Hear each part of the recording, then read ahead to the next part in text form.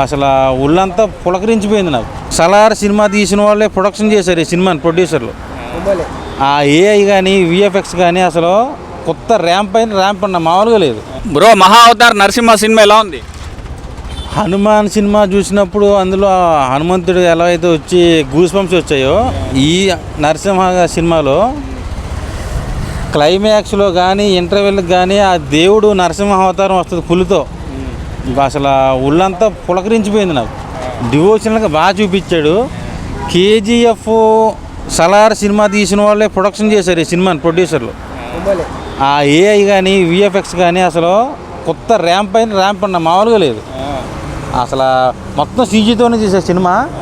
ఏదో చిన్నపిల్లల సినిమా అనుకున్నా కానీ అసలు నన్నే మెస్మరైజ్ చేసింది ఈ సినిమా. సో మంచి వేరే సినిమాలకి ఇది దేవుడి సినిమా కదా, డివోషనల్గా చూడాలి.